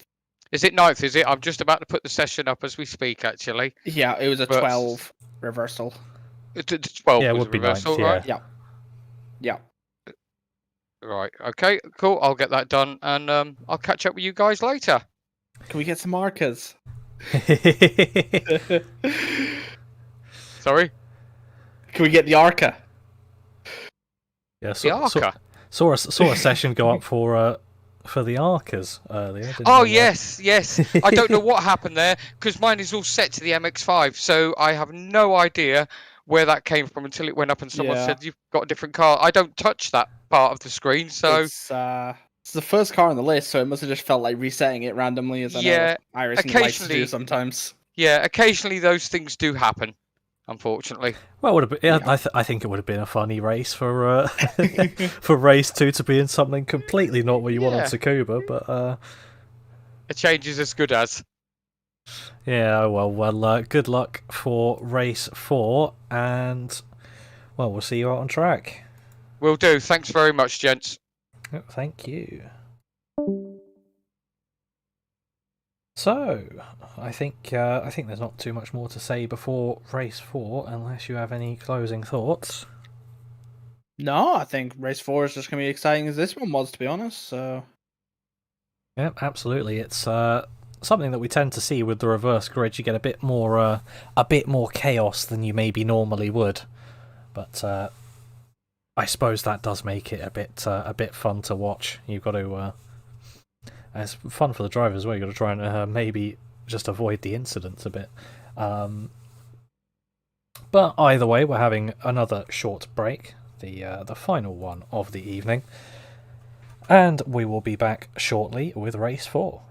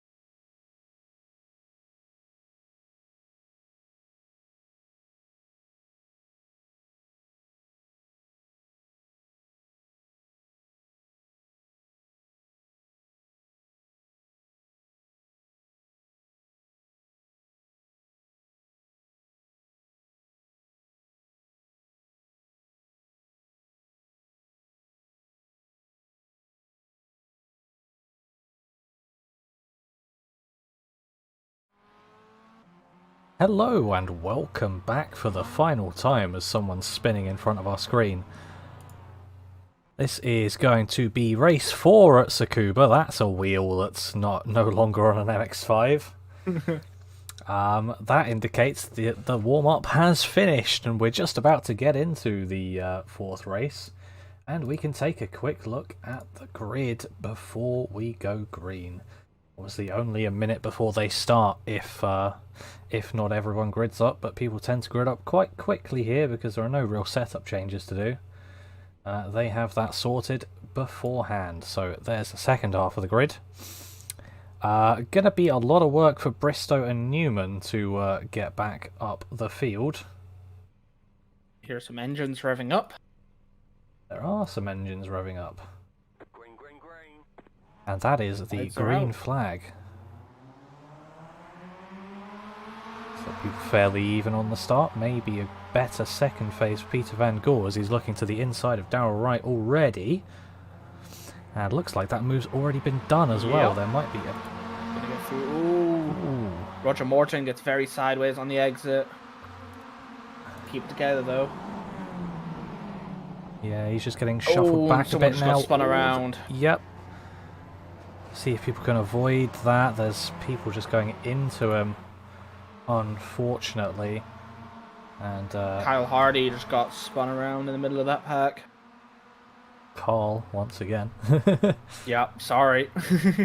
Got we hit by Pete- Andy Maxwell. Yeah, Pete Newman going down the inside of Mick Barry, as does Jamie Ayres. Ayres not quite clear yet, though. Although Barry will be on the outside for the last corner, which, as we know, not the place you want to be. And as proven there. So we'll see if there's anything into turn 1, because there's a nice gaggle of cars coming in here. Ooh, And we may even be 3 wide. We are just about 3 wide for a moment. oh, got some contact. Yeah, bit of contact there, but Bristow looking to profiteer heavily off of this. It looks like Pete Newman's going to be trying to get past Darrell Wright. He's going to try and stick it around the outside. Is that going to work for him? Looks like it is. Looks like he made that one work out. He's up to, what's that now, 6th place? From Yep. 15th on the grid? Yep, 6th from 15th for Pete Newman and 5th from 12th for Dan Bristow at the moment. He's But right behind Bristow- Bristow, which I think is Yeah. not the view he wants, Bristow considering is, the first race. Bristow is right behind his teammate, but his teammate is actually pulling away ever so slightly.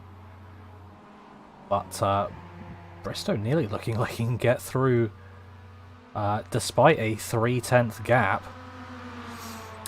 coming through the last corner, but down into T1. Does a bit of a lunge to get through, not fought too hard from Martin Sampson. Maybe fighting Pete Newman a little harder when Newman comes round to him. But now Bristow's going to try and get past Craig Jones. He's going to try it immediately on the outside of this right-hander. Ooh, send it in. Yeah, absolutely sent Craig it. Jones is Absolutely sent gonna- it past. Yeah, back out. With this behind, Newman's going to try and send it Yeah. around the outside of another driver. A little bit of There's contact a little there. bit more contact. Gonna get away with it, but doesn't even look Yeah. like he's got any damage, but it has absolutely killed his momentum onto this straight. Yep, someone whose momentum is going well is Dan Hunt. He's on the inside of Mick Barry. But, All the way no, he around, Dan wasn't. Hunt's got the position. Yeah, Mick Barry was the one on the inside. there's a very Losing similar out on looking that cars position. from the back. Yep. Jacquelette's trying around the outside, isn't going to be able to do anything. Yep, but looks like he's Might got look for a the inside here. good run. But unfortunately with that section there's a good run and most of the time there's nothing that you can do with it. But ooh, looks like Darrell Wright's gone a bit wide here for whatever reason. Didn't turn in. Well, Oh, he's Well, gone. and, He must disconnected for whatever reason. Maybe a throughput or something, Yeah. which is quite unfortunate. But either way, Pete Newman's managed to get past Martin Sampson. He's looking on Craig Jones now, just a tenth between the two. So you can look for a late lunge into turn one. Could be possible. Chooses not to go for it.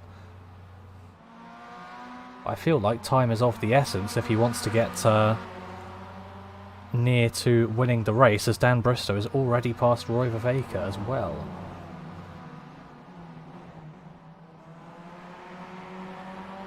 Newman's gonna try around the outside here. We saw Dan Bristow make it work.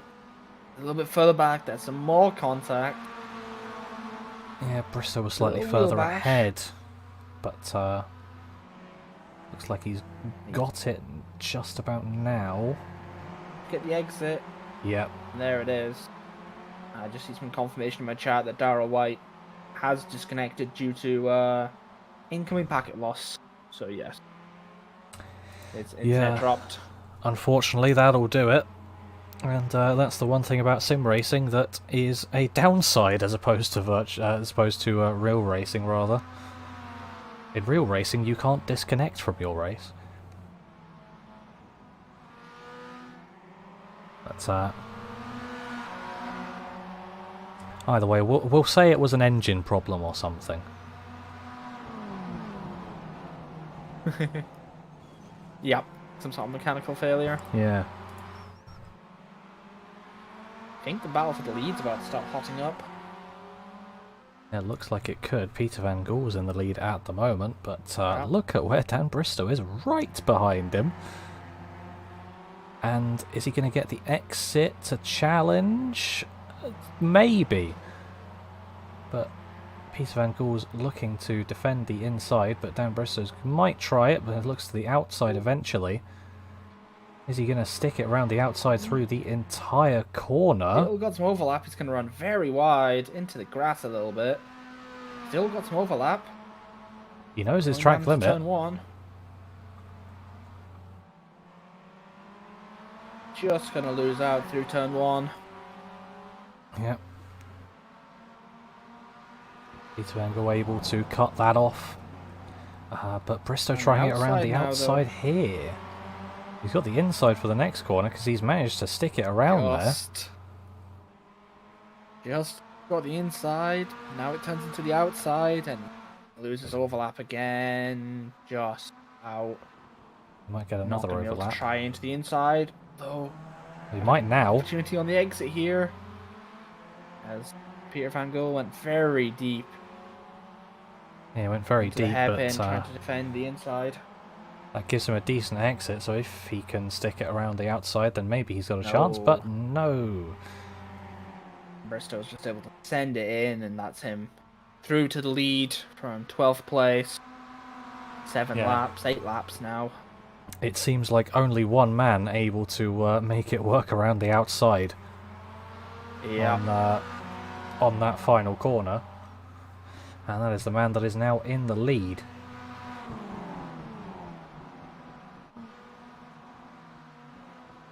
Looking further back, looks like we're going to start having a bit of a battle for 9th place here. Ooh.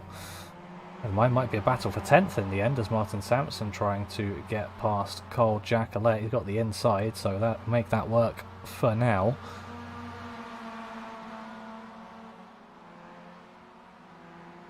See whether Jacquelet can give any answer with a good exit out of this hairpin. Up in towards the final corner. Looks like he might be able to if he moves across early enough. May be able to stick his nose in there, but chooses not to.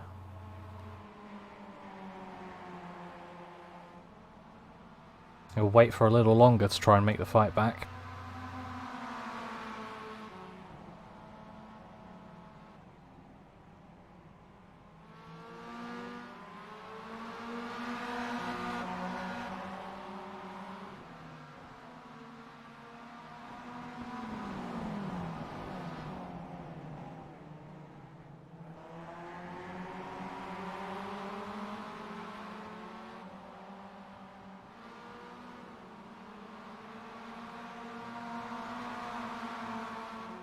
Looks like Craig Jones got a bit squirrely out of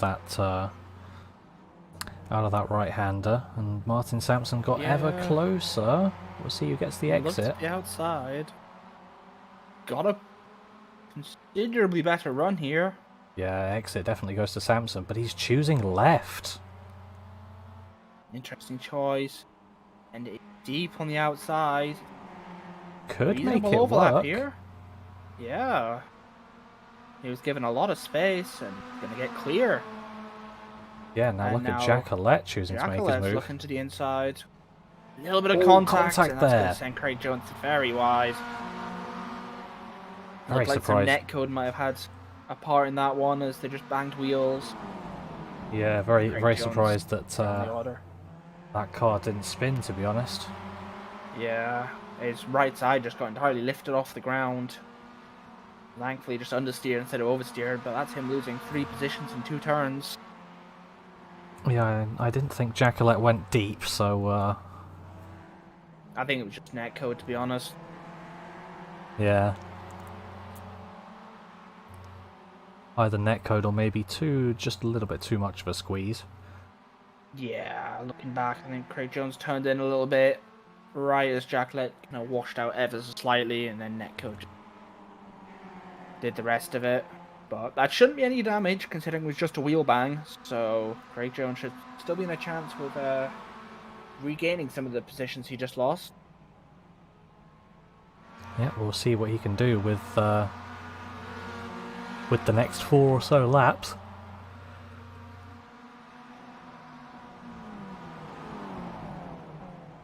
But, someone who's definitely looking to make progress here is Pete Newman, as he's now alongside Roy Vivaker. He's choosing the outside line, coming into this hairpin. Who's going to get the better exit? And it is Newman by far. So that's Newman now up into 3rd place, and he's going to try chasing down Peter Van Gool. Whether he's got enough time to do that, whether he's got enough time to overtake, those are 2 completely different questions around this track.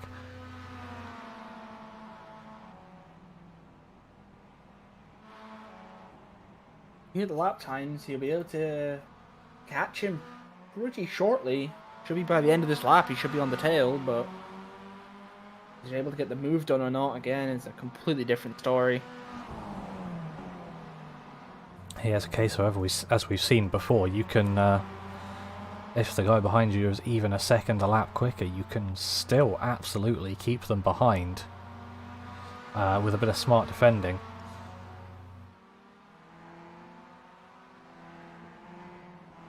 And we'll see from this battle who gets the better exit here.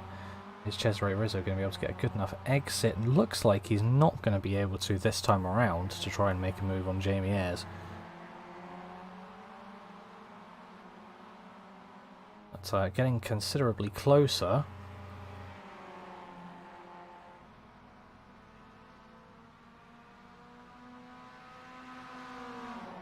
Let's switch back now to the battle for 8th position. Got Warren Mick Sampson Barry. runs very wide, but it's a very good run. He thought about the inside. Try around the outside of Michael Barry, though. Gonna be able to make it work through turn 1. Yeah, Mick Barry once Outside again putting up a great defence. Yep. Currently our leading AM driver in this race. Got a little train of pro drivers behind him who are pretty desperate to get past him. Sampson's going to try around the outside. Very deep into the turn. Try get the run off. Oh, I think he was able to. Oh no, he did. He got a considerable run off. Barry went very defensive to the inside down the back straight. Well, that's what you got to do, so we'll have a Wheel look to to see if this wheels. works. Barry's losing it on the curb. That's going to compromise his exit, and now he's going to have to be defending 9th place. Jack Let's going to be trying around the outside. They're going to squeeze tight on the exit. Just about enough room for Jack Let. It's now going to have the inside going to turn 4. Barry isn't going to give this one up easily. A You little know deep, that keep even. Pinches on the exit. Ooh, bit of a door bang. Barry wants to come over towards the racing line. Turn 5, and he's going to get it. Keep in position for the time being, but see already, Samson ran away. Barry really on the brakes. Almost has a collision mid-turn. able to go for something. Ooh. There's someone spun, Stop car who toes. but give attention on the white flag to the battle for second place, because Pete Newman is now up to the back of Peter Van Gool and trying to battle for it. We've had the battle of the Andes, we've had the battle of the Dans, now it's time for the battle of the Petes.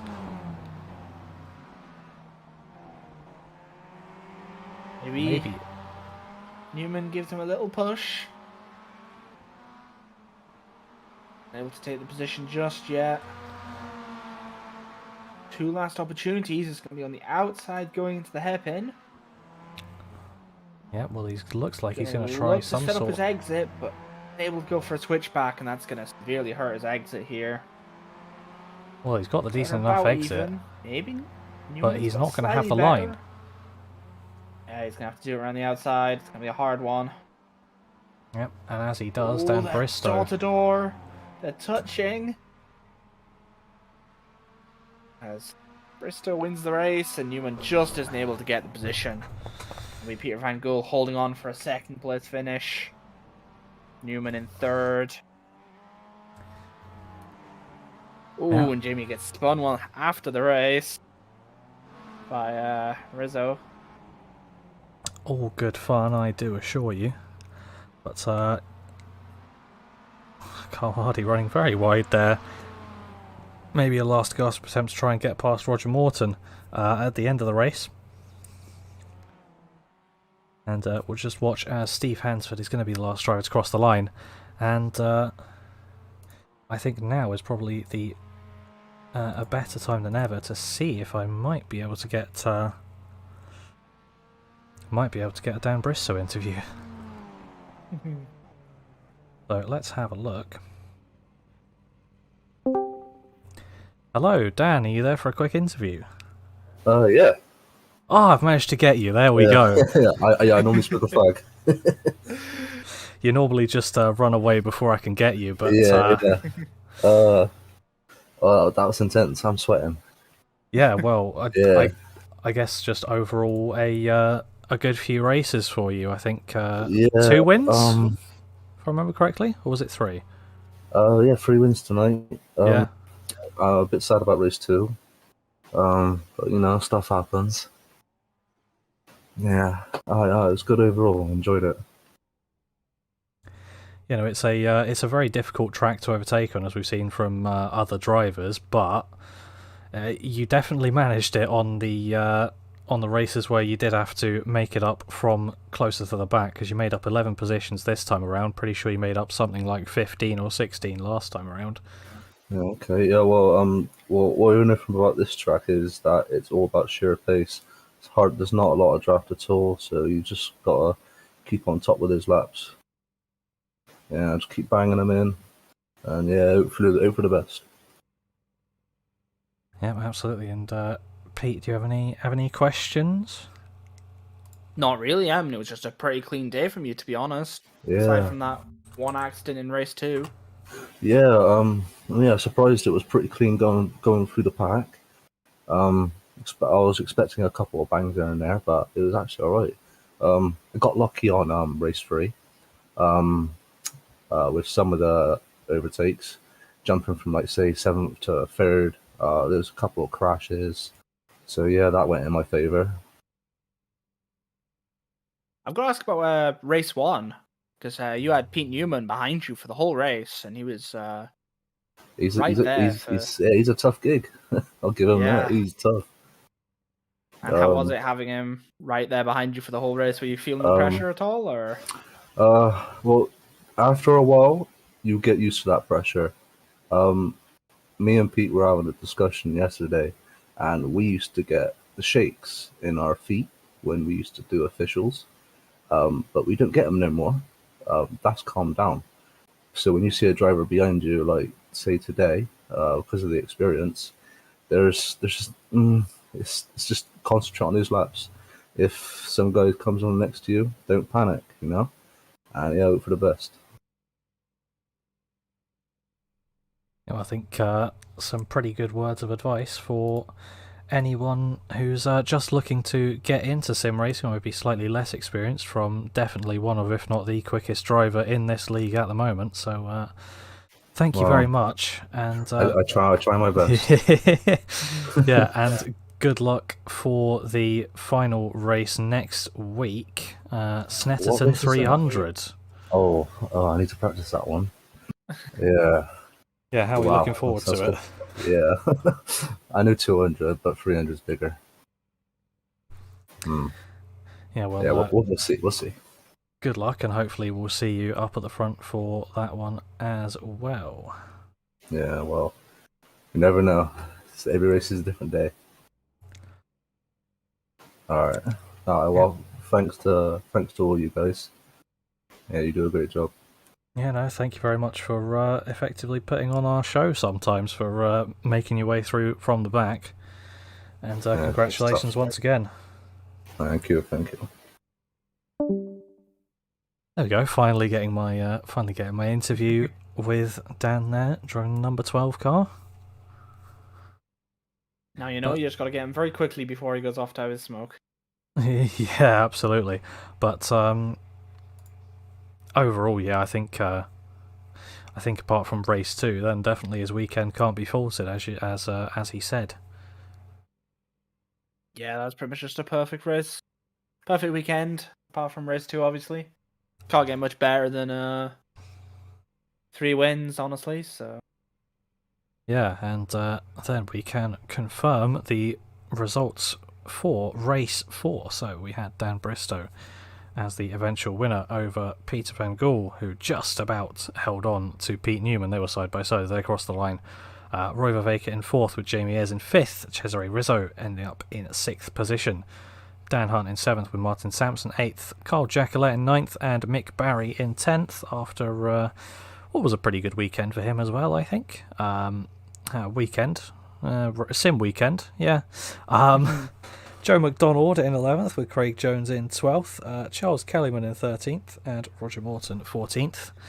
Carl Hardy ended up in 15th with Andy Maxwell in 16th, Ralph Cullen in 17th, Andy Little in 18th, Steve Hansford in 19th position, and Scott Malcolm 21st, and Darrell Wright 22nd is what I have here.